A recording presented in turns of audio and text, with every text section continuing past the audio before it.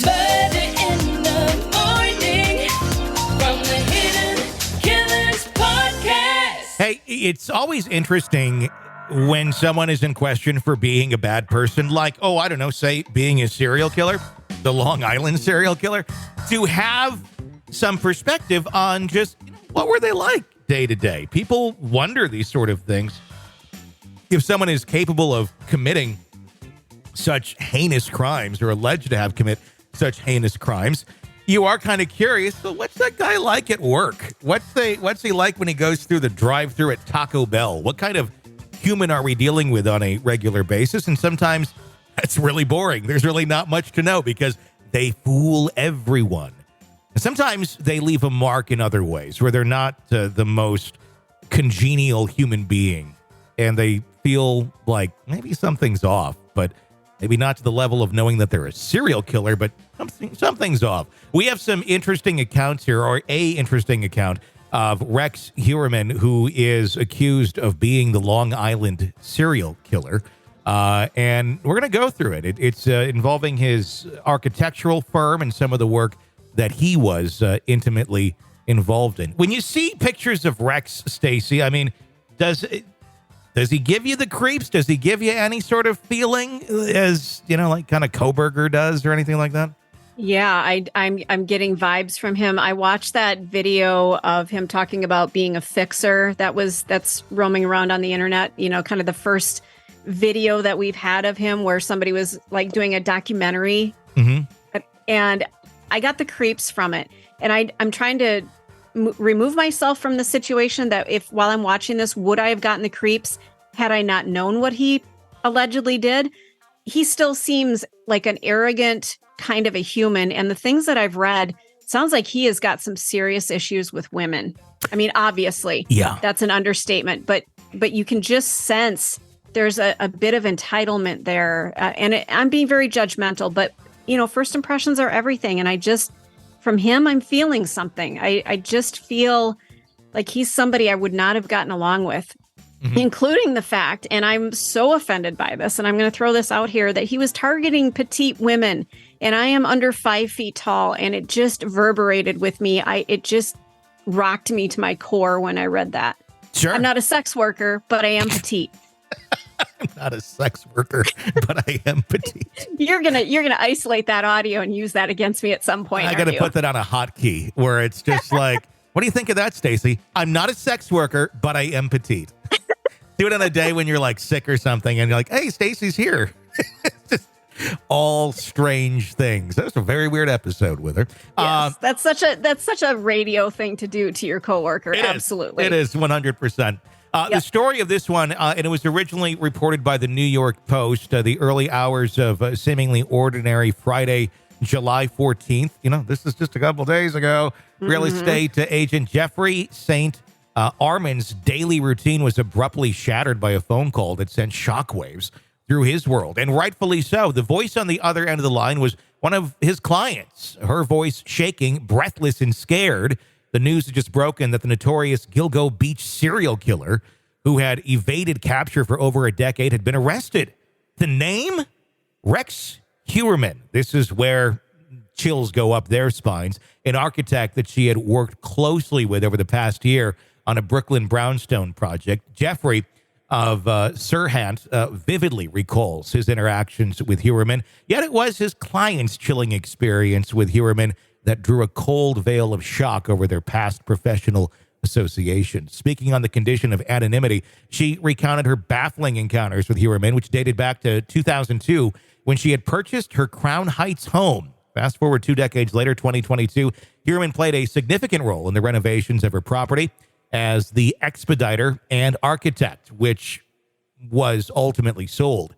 I think that's probably a good thing that it was ultimately sold, because I don't think you want to be sitting in the house or knowing, hey, you know what? The Long Island serial killer helped design this. She drove. Yeah, that's not a good selling point. Not really. She drove him home one time because she actually relocated to Long Island. St. Arnold told the Post, hinting at a journey along with a path that was dark and desolate. Reflecting on that eerie drive home, the client revealed a haunting conversation that had taken place between them. Quote, At one point on the drive, we talked about the Gilgo Beach murders. We even discussed the burlap and why someone would use that. In retrospect, thinking about that conversation, it is just bone-chilling, she confessed. She delved further into her interactions with Heuermann during the renovation. She noted his peculiar behavior throughout the transaction. He was becoming very difficult to work with, even becoming belligerent at times. He was constantly arguing with the plumber on the job and questioning his work. Just very odd behavior, she said. For some reason in the transaction, he would constantly say, and this is, I think, important, "I'm not doing anything to get a fine or open an investigation of my license." Oh, boy. Very much does not want attention on him whatsoever. And nobody would. Nobody wanted an investigation into your work or your license. But I think even more so if you might happen to be a serial killer. After the finalization of the property sale, her distaste for Heuermann had grown to such an extent that she preferred him not to attend the closing. When we ultimately were able to close on the property, I had such a bad experience with Rex that I told him not to attend the closing, she said.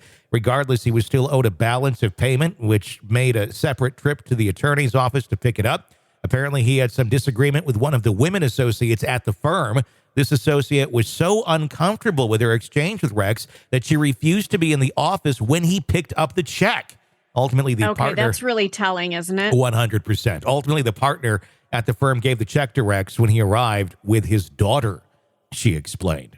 That's extremely telling. If you're making someone at the front desk so uncomfortable that you can't be there, there's something very wrong with your personality.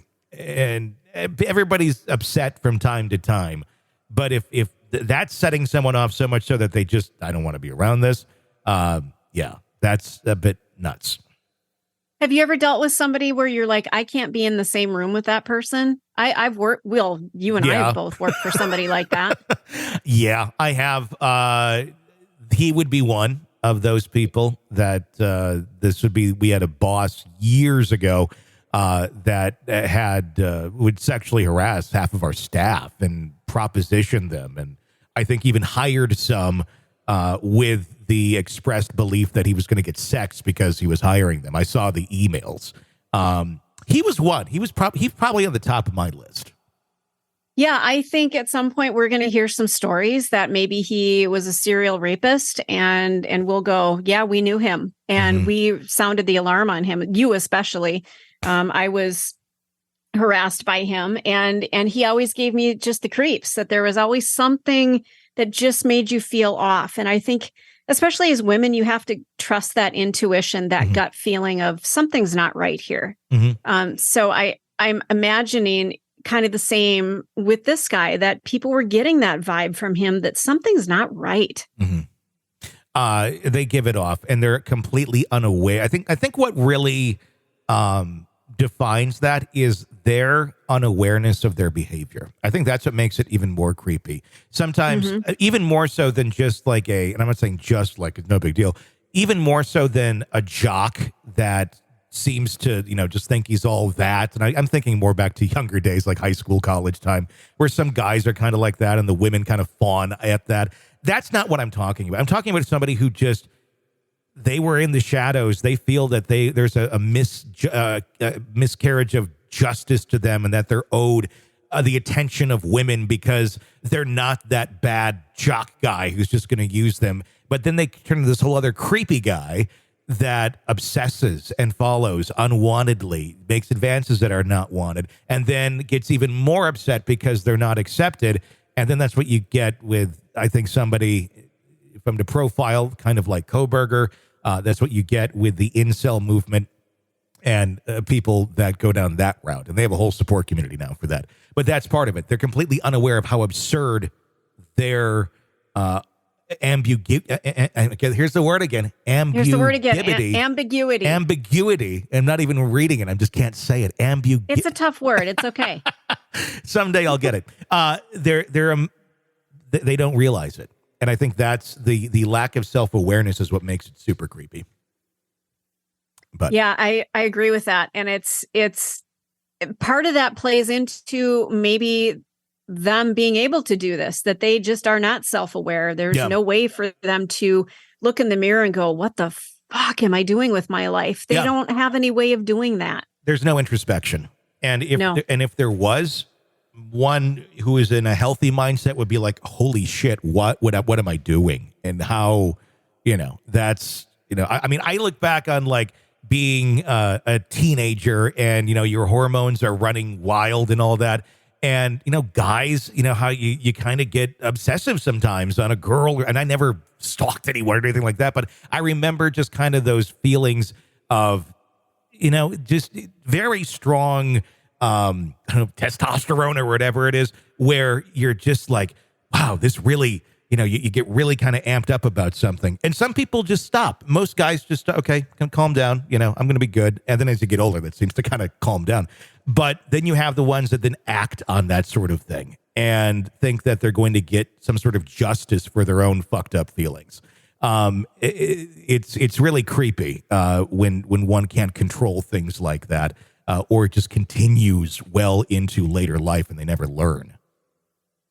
It's terrifying. And there are a lot of people that we come across on a daily basis where we see little glimmers of that. Mm-hmm. And it just makes you wonder, especially the more that I've gotten into the murder podcasts, I'm looking now a little bit more critically with my interactions with people, even at Chipotle the other day, there was somebody there that just kind of, one of my flags went up, like, you're being weird, And I don't know that I ever would have noticed that before. So I think this is some great information that we're providing, and not that we're experts in any way, but just bringing these facts and personality traits to light of these horrible people. It's worth having it in your head just to be aware. You also have to understand that just because he gave you a little extra barbacoa doesn't mean that he's going to kill you in your sleep. May mean something else, but, it's kind of a... So that's some of the interactions that have taken place. St. Arnold shared that the property was eventually sold to a celebrity buyer whose identity remains a secret. I wonder who that is, and I wonder what they're thinking now. Despite the troubling interactions with Heuermann, his client had always spoken highly of his work.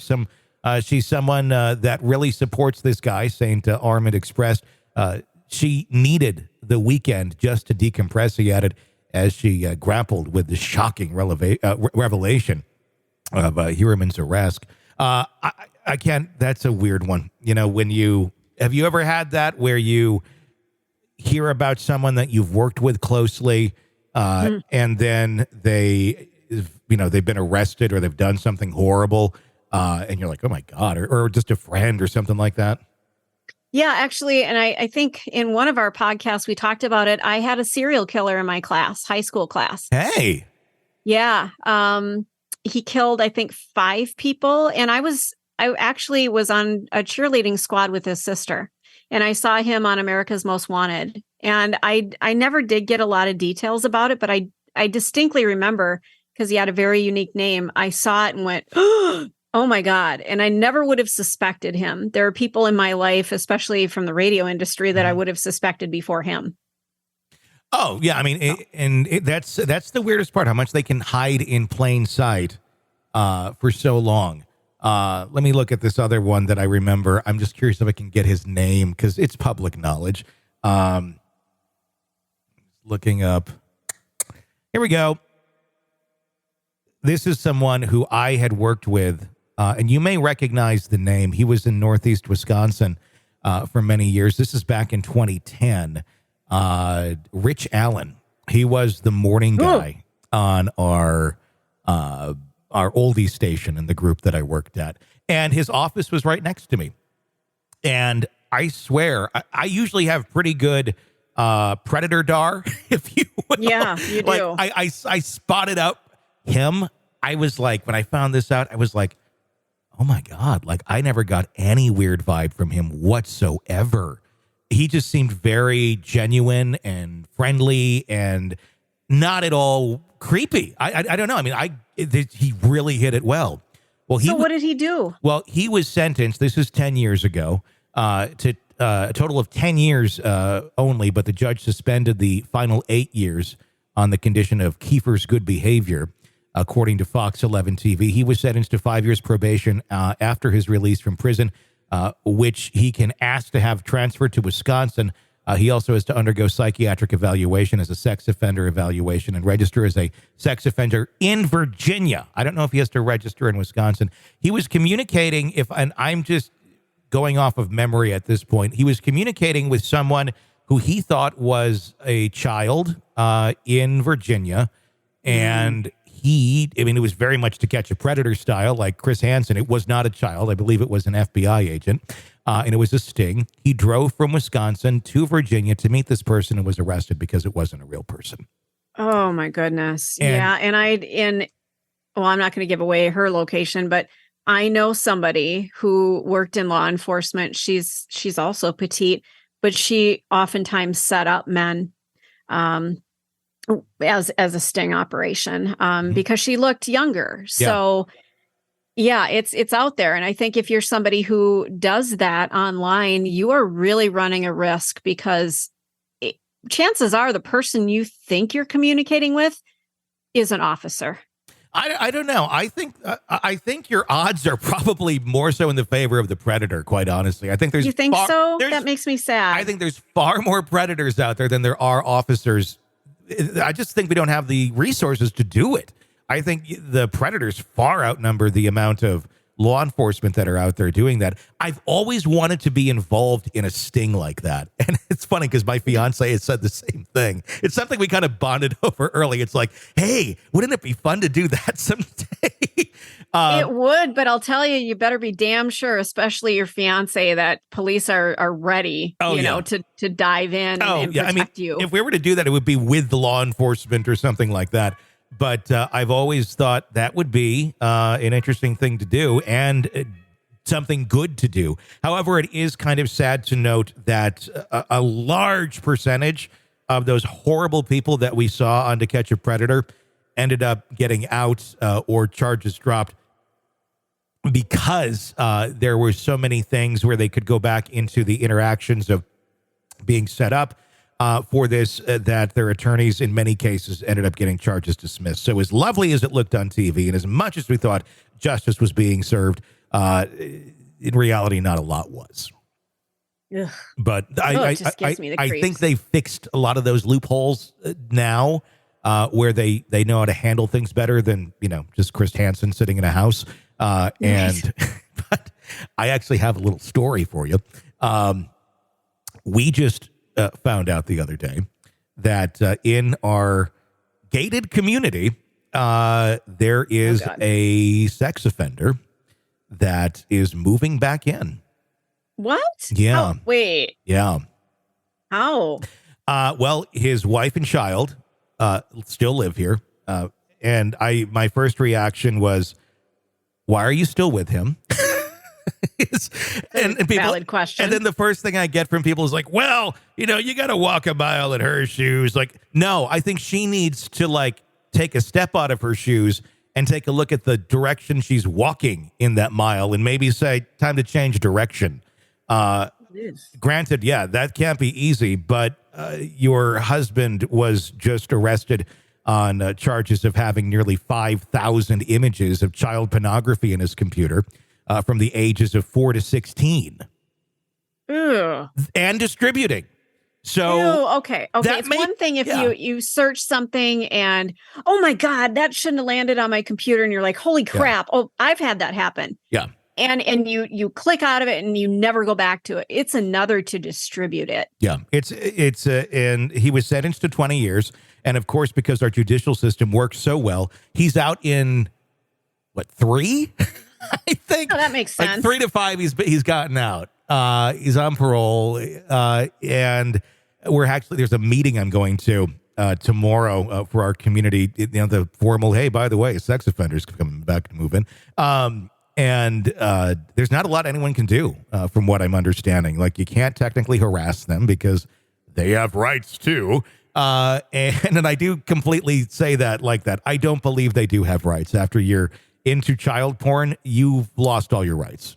Well, absolutely. There's no reason to. Yeah, there's no reason to say I'm in love with children and I want to have sexual relations with children. It's not. acceptable in our society, and you need to abide by that. Well, number one, you're not rehabilitatable. That you're not. So that's out the window. You're going to live back in a home with a minor, with a child. Granted, it's yours, but I guess the law says, hey, if somebody's going to fuck somebody, might as well be their own kid. You know, it doesn't make any sense. It doesn't make any sense at all. Like, if you are into that, you shouldn't be allowed near any children, include especially your own. Those kids are so better off having no one as a father than a sex offender as a father. I'm going to agree with you, because I don't know that they can draw the line of what's appropriate and what's not, especially somebody who is residing in your home, wearing pajamas, wearing sweats. And I don't want to say that I'm saying the victim, wore something that meant they were asking for it. I think lines get blurred. If that's in your mind and that's something you are into, that ain't going to change. Nope. That's hardwired in you, and that's sick and horrible. And if that's who you are, okay, but you need to remove yourself from society yourself then.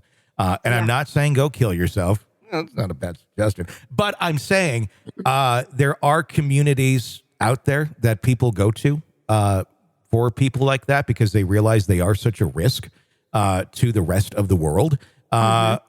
And I just think, get the hell out of where you've been. I not necessarily to go reoffend by any means, but just you shouldn't be here anymore. At least out of the mainstream. We don't need to be interacting with you. Yeah, exactly. So that's something interesting that I've noted. But so going through my mind of like, well, how can you drive this person out of your neighborhood legally? So here's an idea I came up with after I Googled, can you mail feces to someone? That's against the law. Technically. And anyone, anyway. The other idea I came up with, and I think this actually might be completely legal. I think we should get a bunch of cardboard cutouts of Chris Hansen that are waterproof and just kind of put them around the neighborhood, all kind of like... Take a seat. Standing, like lurking behind trees, just all kind of like looking at his house. Oh God, you're terrible. I love it. Other people in the neighborhood to go along with this, which I think probably a lot would. It would be, it might make him a little uncomfortable and want to leave. Well, what it would do is it would let him know, hey, we're paying attention. We know, and we're uncomfortable. Is that harassment? You might just have a thing for Chris Hansen. Who knows? Yeah. I don't think there's any law about putting Chris Hansen cardboard cutouts in your front yard. Yeah, I don't think so either. I think that's an absolutely perfect thing to do. It's passive aggressive. You're not going directly at the person. You're not even going to the person. You're not communicating with the person. You're putting something in your yard. I don't see a problem with that. You can have political signs in your yard. What if you just are a really big Chris Hansen fan? You are into podcasting. You're into true crime. I don't see an issue here. Yeah. So I don't know. It's on my list of, I think I might bring it up at the meeting tomorrow night. Oh my God. Guys. Just remind me to never get on your bad side. Hey guys, here's an idea. Or I could like get him printed now and just bring him to the meeting and like, hey everybody, have a Chris Hansen. Before you leave, be sure to grab a Chris Hansen. Chris Hansen on a stick. The new way to fight child predators. You're locked into the Hidden Killers podcast. Want more? Start binging on all of our true crime podcasts right now through Apple Podcasts and get an ad-free experience when you sign up to be a True Crime Today Premium Plus member exclusively on Apple Podcasts. More of the Hidden Killers podcast dropping soon. Press subscribe now. You're consuming the Hidden Killers podcast. Want more? Start binging on all of our true crime podcasts right now through Apple Podcasts and get an ad-free experience when you sign up to be a True Crime Today Premium Plus member exclusively on Apple Podcasts. More of the Hidden Killers podcast dropping soon. Press subscribe now.